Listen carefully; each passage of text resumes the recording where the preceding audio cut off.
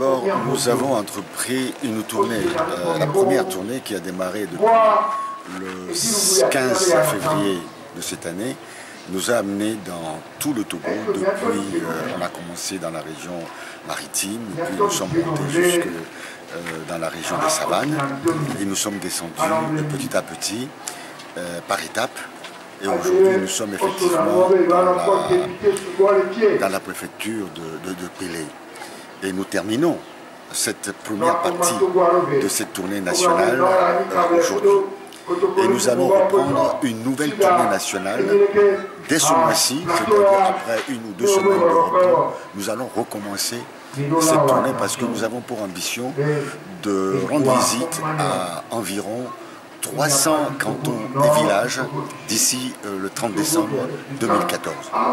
Le message essentiel du président national Jean-Pierre Fabre, c'est la nécessité absolue pour la survie même de notre pays d'une alternance politique en 2015.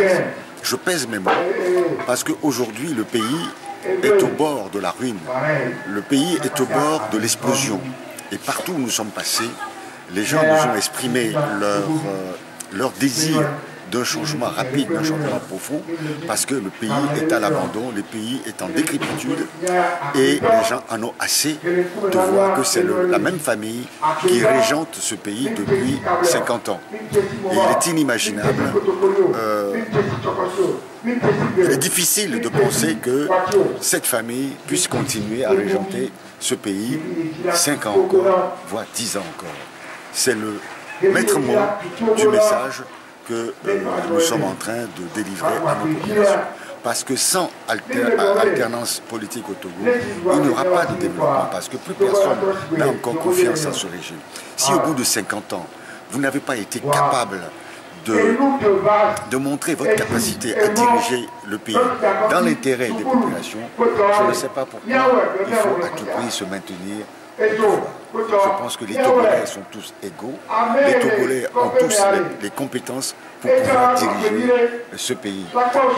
Il n'est pas question de considérer une famille comme une famille princière ou royale qui seule a la capacité de diriger ce pays. Nous ne sommes pas dans un royaume, mais une république. La république, c'est l'alternance politique, c'est la démocratie, c'est l'état de droit. C'est le travail que nous sommes en train de faire auprès de nos populations. Et nous avons choisi d'aller dans les cantons, d'aller dans les villages, même dans les villages où il y a 100, 200 personnes, nous intéresse parce que nous sommes en train de faire une politique de proximité. Nous allons là où vous, journalistes, vous n'allez pas, parce que les radios, les télévisions, les journaux se cantonnent à Lomé, mais ne vont pas à l'intérieur du pays, à part peut-être Daï, qui a une radio et qui informe les populations. Donc c'est la démarche du président national. Oui, comment réagissez-vous face à certaines personnes qui disent qu'ils ont lutté longtemps et qu'ils sont fatigués, n'ont jamais eu cette alternance et qu'ils sont fatigués? Comment réagissez-vous à ces propos-là? Quand vous êtes en esclavage, vous ne pouvez jamais être fatigué. Quand nos ancêtres qui ont été exportés vers les États-Unis avaient eu ce raisonnement-là, aujourd'hui, ils seraient encore dans l'esclavage. Quand nos grands-parents ont lutté pour l'indépendance au Togo, ils ont mis des années pour arriver à renvoyer les colons et à instaurer l'indépendance dans notre pays. C'est un raisonnement de défaitiste. Moi, vous savez, à mon âge, vous allez vous demander pourquoi je me bats encore pour le Togo. Pourquoi je me bats? Je suis un retraité, je gagne bien ma vie. Quel est l'intérêt pour Éric Dupuis de faire de la politique? C'est tout simplement pour libérer mon peuple de la domination d'une seule famille, pour permettre le développement économique et social de mon pays, pour permettre à chacun de vous, à chacun de Togolais, d'avoir un espoir de bien-être au Togo, pour permettre à chaque Togolais d'avoir le bien-être tous les jours, de pouvoir manger 2 fois par jour, de rouler sur des routes carrossables, de pouvoir avoir de l'eau potable, le minimum vital. Vous savez, dans tout le Togo, depuis Tsévié jusqu'à Dapon, il n'y a pas d'eau potable. D'avoir l'électricité, mais d'avoir des centres de soins dignes de ce nom-là. C'est pour ça que nous nous battons. Si ceux qui disent cela pensent qu'il ne faut pas voter parce qu'on vote et et il faut ne plus voter, mais je dis mais c'est triste.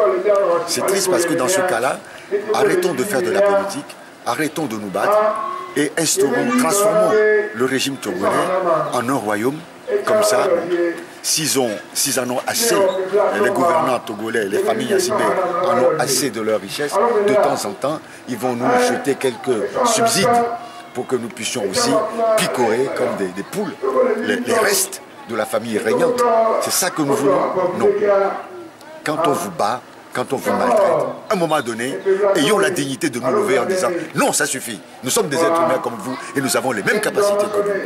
Donc, le Togolais, les citoyens ont un pouvoir très important qui est le droit de vote. Il faut l'utiliser à fond pour que ce régime s'en aille de manière démocratique, de manière pacifique. Sinon, il n'y a que nous serons dans un pays de dictature, nous serons dans un pays comme la Corée, où nous serons écrasés par une famille régnante et quelques amis. Jean-Pierre Fabre a pour habitude de citer la fameuse phrase de Fagne Yassibé qui dit qu'au Togo, il n'y a qu'une petite minorité qui s'accapare les richesses de ce pays. Mais c'est une hérésie, c'est une honte, c'est de la provocation que le chef de l'État qui dirige ce pays pendant 7 ans, après 40 années de son père, vienne à la télé le 26 avril 2012 dire au peuple « Ah, je me rends compte qu'il n'y a qu'une petite minorité qui profite des richesses, qui s'accapare des richesses de ce pays. » Mais c'est une insulte à l'intelligence du peuple togolais. Surtout que nous savons que cette minorité est dirigée par sa famille elle-même, par lui-même. Il en fait partie. C'est une insulte à notre intelligence. Et à partir de ce moment-là, il faut que cette famille régnante laisse la place à d'autres Togolais qui ont l'ambition de pouvoir faire autre chose, de pouvoir développer ce pays dans l'intérêt exclusif du peuple togolais. Monsieur Dupuy, il y a certains mois de cela, l'une des exigences de l'opposition togolaise, c'est la réforme constitutionnelle et institutionnelle. Alors, où en sommes-nous pour cette revendication? Vous savez, les réformes institutionnelles et constitutionnelles, nous les avons exigées déjà depuis le dialogue intertogolais en 2006. Vous vous souvenez qu'en 2005, à la mort du général Eyadema, Étienne Eyadema, puis Yassibé Eyadema, c'est la même personne, en 2005, il y a eu un massacre au Togo, à la veille et pendant la présidentielle de 2005. Nous disons qu'il y a eu plus de 1000 morts, mais fions-nous seulement au résultat de l'enquête des Nations Unies dirigée par Doudou Dieng. Ce rapport dit qu'il y a eu plus de 500 morts au Togo. C'est suite à cela que les partis politiques se sont réunis pour essayer d'éviter à l'avenir de tels massacres dus à des élections au Togo. Et il en est sorti que pour éviter qu'il y ait de tels massacres, il faut faire des réformes constitutionnelles et institutionnelles pour permettre l'alternance politique. Et donc, comme un accord avec le régime RPT, nous avions signé cet accord qui est appelé l'accord politique global, APG. Depuis 2006, rien n'a été fait pour cet accord. Fagne Yassibé a mis en place une commission Vérité, Justice et Réconciliation, CVJR, qui a dit également que pour éviter des problèmes, pour amener la concorde au sein du peuple, de la population togolaise, il faut absolument procéder à ces réformes institutionnelles et constitutionnelles. Mais que le pouvoir en place ne veut pas faire ces réformes. Et nous avons demandé, Jean-Pierre Fabre a écrit au chef de l'État, il a rencontré et a insisté sur cette nécessité de mener ces réformes rapidement avant les prochaines élections électorales. Après plusieurs hésitations, après plusieurs cinémas que le gouvernement, le régime RPT uni nous a servi, ils ont apporté à l'Assemblée nationale un projet de loi. Le gouvernement a apporté un projet de loi à l'Assemblée nationale pour mener ces réformes. Mais sur l'instigation du chef de l'État, je dis bien, sur l'instigation du chef de l'État, l'Assemblée nationale a rejeté une proposition de loi venant de son propre gouvernement. Ça, c'est une façon de se moquer de la population togolaise et surtout de se moquer de la communauté internationale qui pousse à ces réformes-là. Mais vous savez, quand vous faites des bêtises tous les jours, au bout d'un moment, vous faites la plus grosse et tout le monde se rend compte que vraiment ce comportement-là est un comportement anormal, est un comportement de voyou, est un comportement puéril. Aujourd'hui, la communauté internationale tout entière sait enfin ce que vaut le régime togolais.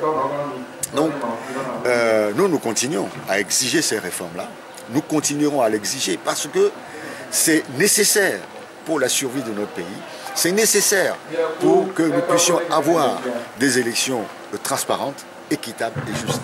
Mais nous ne restons pas là, les bras croisés.